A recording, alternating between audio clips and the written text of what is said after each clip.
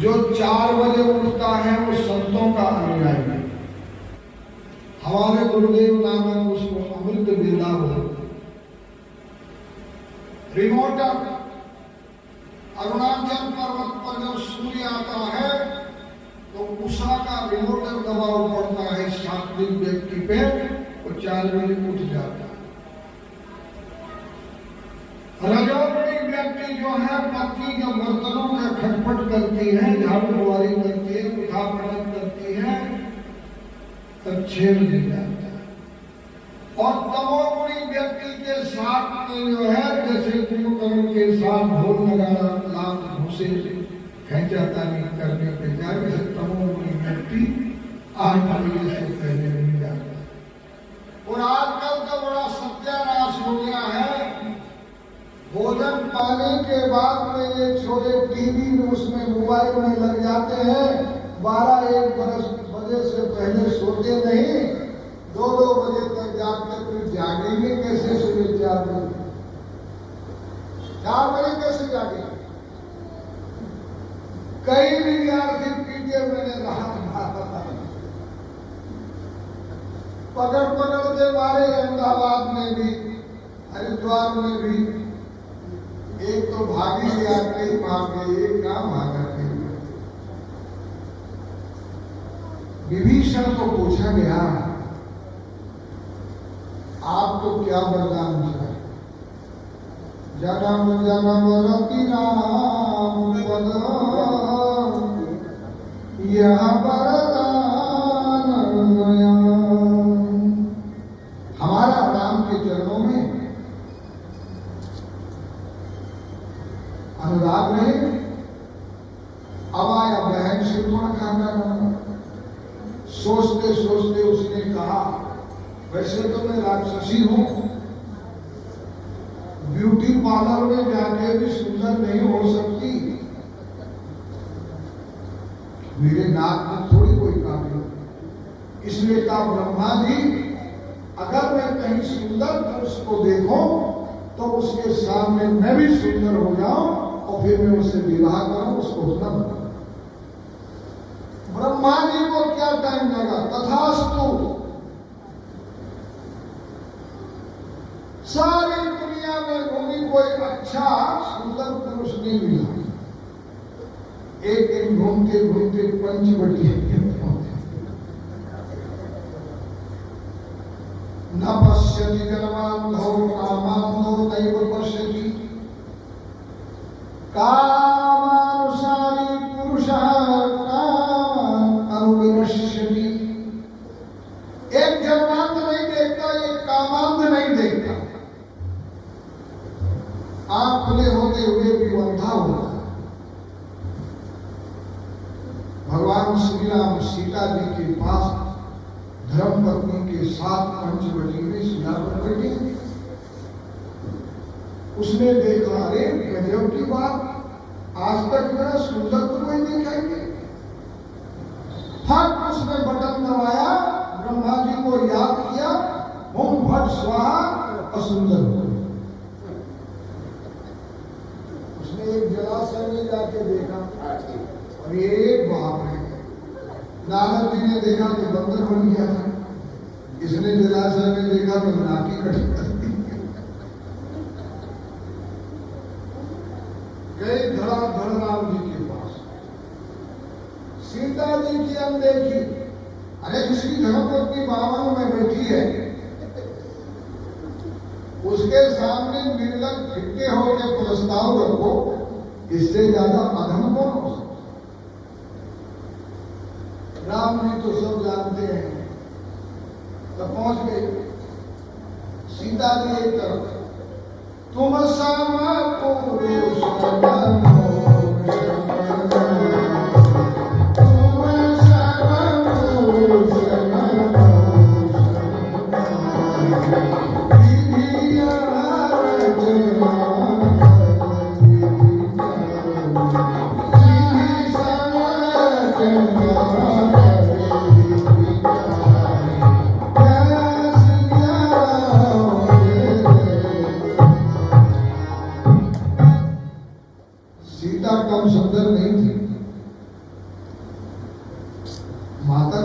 सुंदर थी क्या,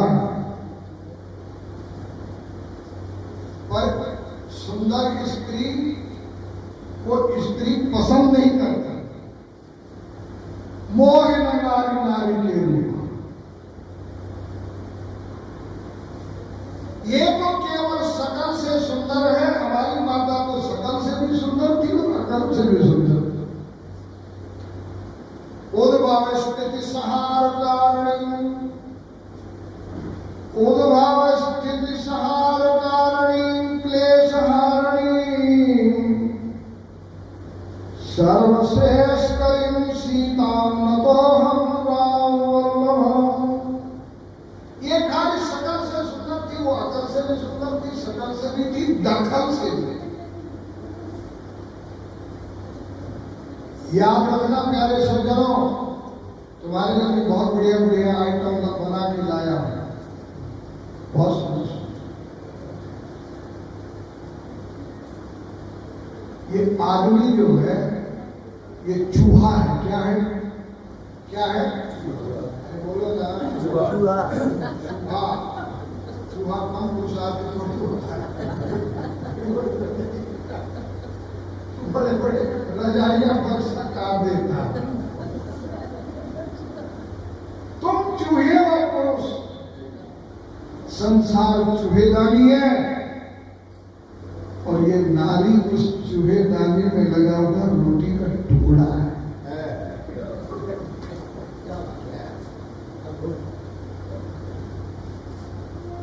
और ये बेचारा इसमें फांस हो जाता है तो ये सुख भरे से। इसलिए भगवान ने उस लंका की स्थिति में एक पिंजरा लगा दिया और वो पिंजरा, उसमें रावण रूपी चूहा फंस गया। समझ की अलग अलग बात है। ना समझ रावण कहता कि मैंने सीता को पकड़ लिया, हर लिया, और मेरी माता कहती कि मैंने रावण को जकड़ लिया। उसने कहा मैंने पकड़ लिया और सीता कहती कि मैंने, और तब तक जकड़े रखूंगा जब तक राम जी इसकी उठाई नहीं।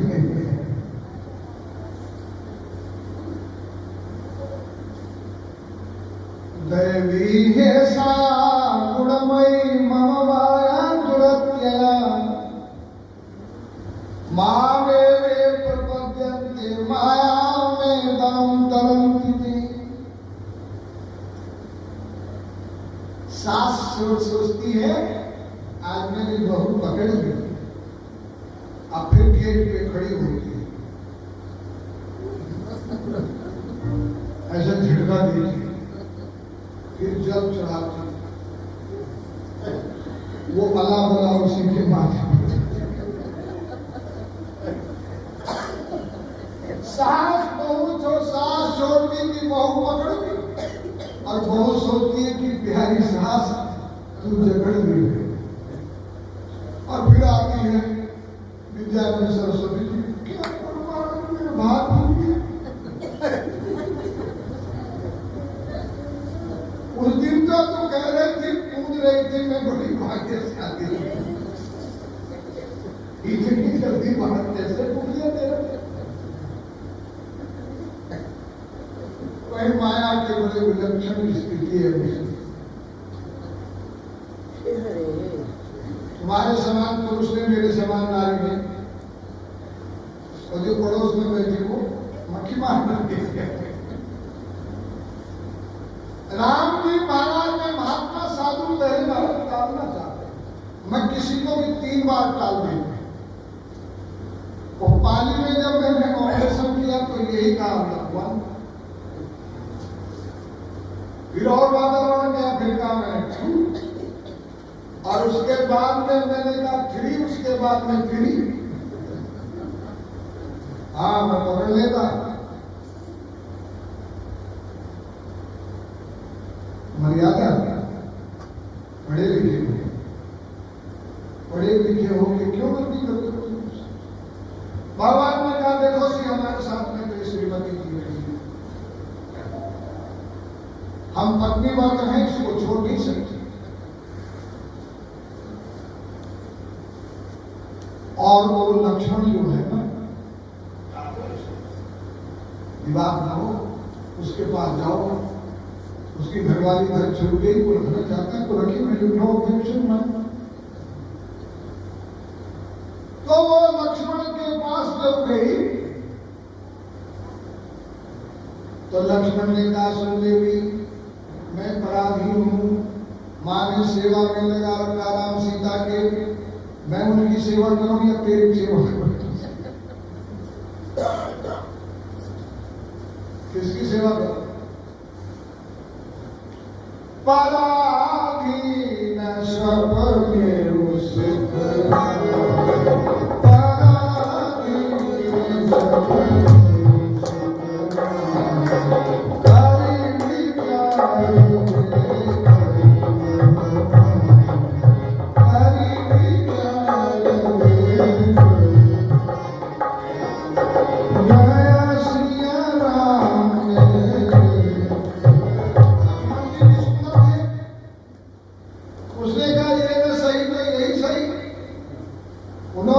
पराधीन सब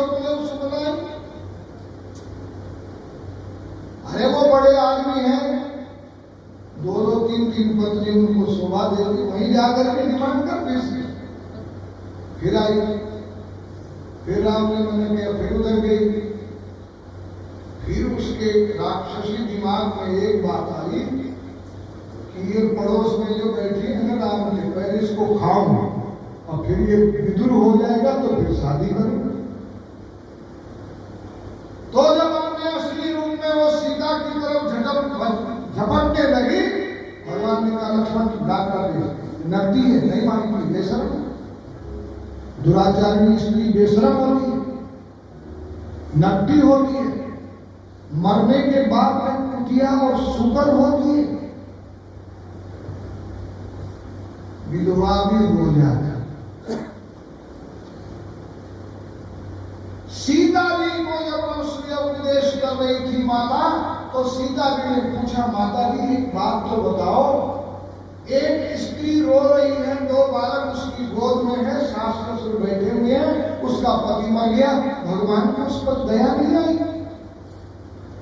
इस कार्य में क्या भगवान दोषी नहीं है? सभी अनुसुईया उस समय पर निर्णय दी ना, इसमें दोषी वही नारी है जो 2 बालकों को लेकर रो रही है, इसमें भगवान दोषी नहीं है। बोले क्यों? पाती तक जो काम आ गया वही मेरे डरपू,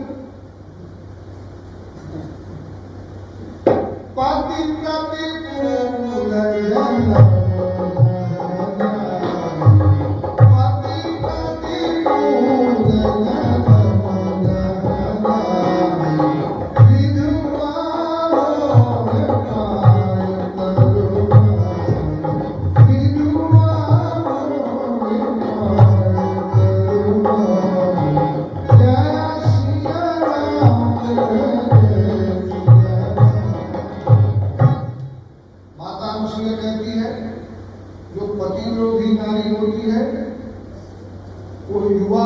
अवस्था में विधवा हो जाती है और उसका बदला इस ढंग से लिखा।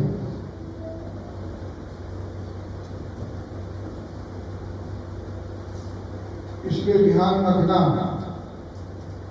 नारी को महाराज कैमरे अब लगे, कैमरे अब लगे, तुमको ये ध्यान होना चाहिए, सामने जो बैठे हैं, तुम्हारी जब शादी हुई थी उस समय तुम्हारे जीवन में सीसी कैमरा लगा दिया गया और सीसी कैमरा है अग्नि, और तुमने अग्नि के फेरे फेरे नहीं दिए, बैल की तरह न समझी से, जैसे कोल्हू का बैल फिरता, अता पता उसको कुछ नहीं होता, दिन भर वही घूमता रहता है, वही खड़ा हो जाता है। लेकिन मेरी माता सीता कहती है, शादी हुई, फेरे हुए, कस्बे वादे हुए, एग्रीमेंट हुआ और अग्नि शीशी के अंदर। तुमको तो पता ही नहीं, जब ठंडा पड़ेगा वहां, जब रोएगी न मम्मी न पापा, शीशी के अंदर वो अग्नि भी। जब भगवान श्री राम ने सीता जी को अग्नि परीक्षा के लिए कहा तो बड़ी खुश हुई। देखो, पहले समय में जब योगी ग्रस्त थे, भोगी नहीं, पाड़े बैल,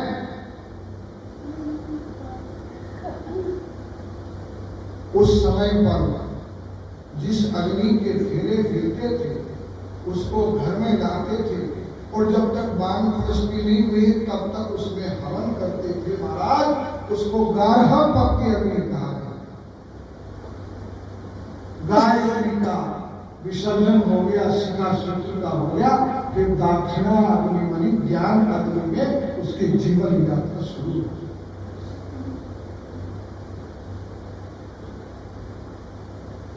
धर्म भी वहीं छोड़ दिया, अग्नि भी वहीं छोड़ दी, एग्रीमेंट कसने वादे भी वहीं छोड़ दिए। एक बिलाड़ी को घर ले आए, धर्म भी वहीं छोड़ दिया। अरे वहां से लाए थे उस बिलाड़ी को तो अग्नि को साथ लाते, धर्म को साथ लाते। आज उसकी जिंदगी बिगाड़ी थी। और जब मेरी माता को श्री राम ने कहा कि हम तो अग्नि से उसको स्वीकार करेंगे, अग्नि परीक्षण से, क्यों? जब भगवान श्री राम ने लीला की थी उस समय सीता को अग्नि रूपी कपाट में रखा।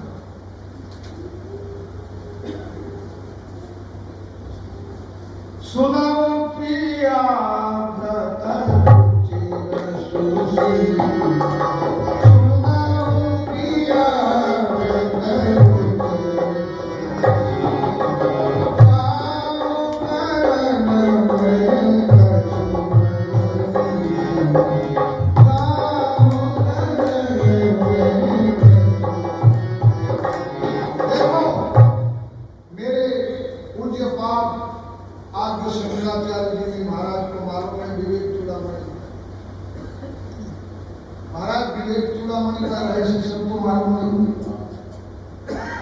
मेरे पूज्य पात्र जी ने वो रहस्य बताया है और अब मैं भी कथा में उसका वर्णन करूं।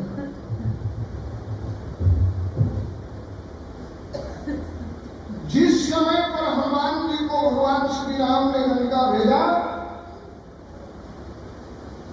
उस ब्रह्मचारी को अपनी अंगूठी दी और ये प्रमाण दिया कि मैं पत्नी व्रत व्यक्ति हूं और ये अंगूठी सगाई के समय का एग्रीमेंट है।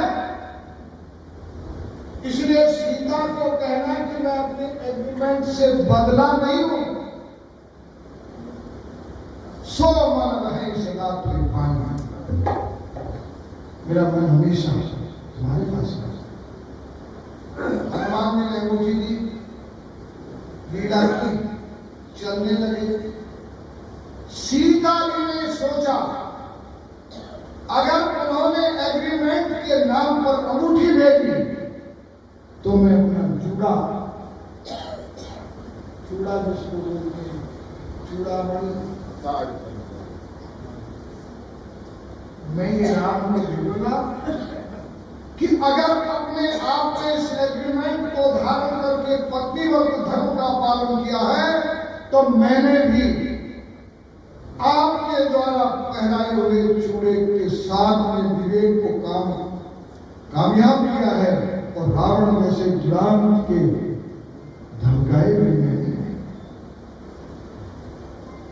इसलिए शंकराचार्य जी ने जब सीता जी का विवेक देखा तो उस ग्रंथ का नाम रख दिया विवेक चूड़ामणि। एवं चूड़ामणि से धारण किया था राम के नाम से। रावण ने कहा था एक बार विलोक मुख मोरा। सीता जी ने क्या जवाब दिया? उन्होंने कहा है जुगनू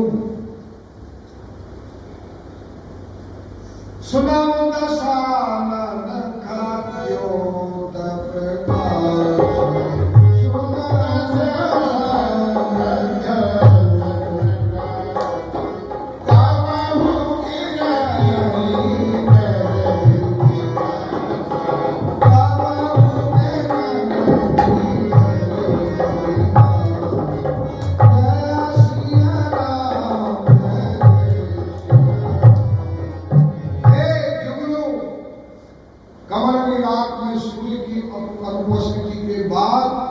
विश्राम में जाती है और सुबह तभी खिलती है जब सूर्य उदय होता है। ये सीता रूपी कमलनी केवल राम के सामने खिलती है, रावण के सामने। तो समय हमारी माता ने उस समय पर कैमरे की उसके साथ थी, सीसी कैमरे के साथ नहीं, अग्नि के साथ। अग्नि उसके साथ रहती है। ब्राह्मण के शरीर में, जीवन में अग्नि 3 जगह रहती है।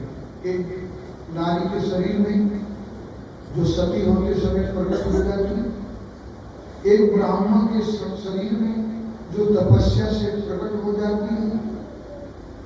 ब्राह्मणों से मुखमासी अग्नि मूढ़ा चक्षुषी सूर्य चंद्र दिशा स्रोत का भाग में लगता है। एक परमात्मा का अग्नि मुख माना गया है और तीसरी अग्नि रहती है गुरु में। अग्नि न सुभद्राज स्नान मिश्रान देव विद्वान। तो देखो आज की नारी तो भाग जाएगी अगर उसको पति के साथ सती बने, और गवर्नमेंट में केस कर देगी, घर वालों को फंसा देगी जेल के भीतर, और डर के मारे उसकी सिट्टी पिट्टी गोल हो गई, क्योंकि उसमें आत्मवर्ग धर्म का विकास नहीं है, डरपोक नारी। लेकिन मेरी माता सीता जब उसने अग्नि परीक्षा का नाम सुना और सामने जब लक्ष्मण ने आगे में, हनुमान आगे में चिता सुलगाई और उस पर लपटे चलने लगी, तो सीता जी के मन में बड़ी प्रसन्नता हुई कि अब वो घड़ी आ गई है जिसके परीक्षण से राम के वाम भाग में जा सकते। पावन प्रगट देखी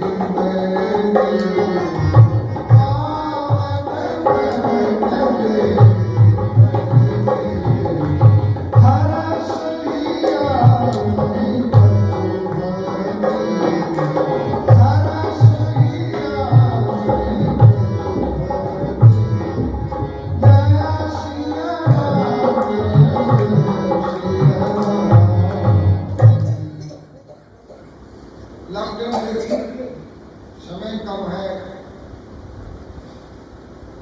एक भिंडी सती होके इतनी सुंदर हुई महाराज, वो दमयंती हो गई।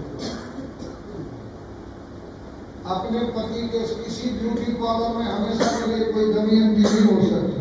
शाम को लिपा पोती करेगी, 4 दिन की चांदनी सूर्य देवी रात।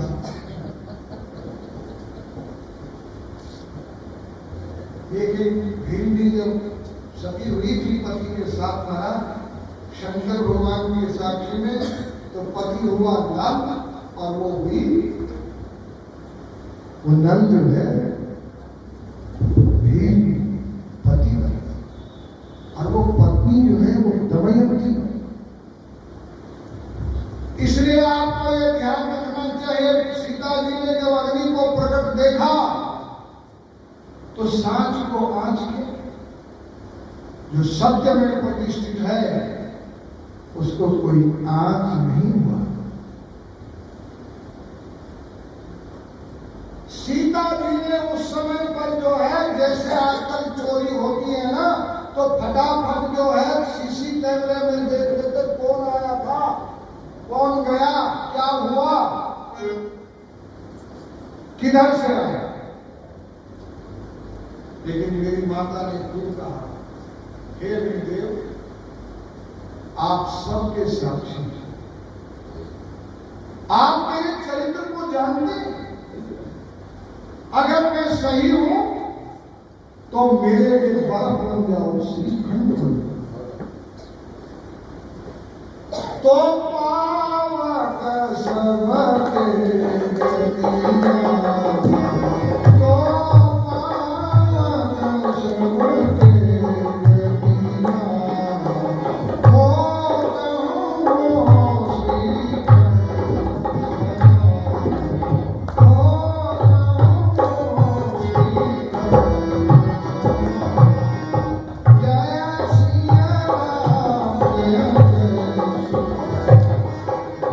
पावक सबके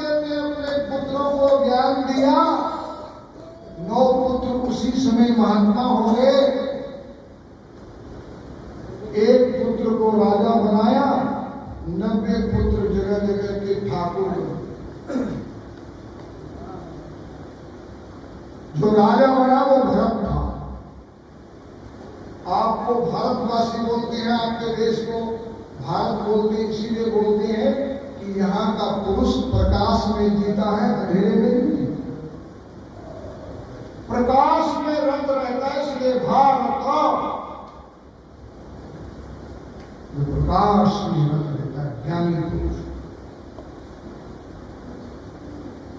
तो भरत राजा बना, राज चलाया। जब 60 वर्ष का हुआ तो वहां से छोड़ करके जंगल में चला। जंगल में तप करता है, लेकिन गुरु के साथ नहीं है। अकेला जो जंगल जाएगा वो किसी समय भी यू टर्न ले सकता है। गुरु का साथ होना बहुत जरूरी है।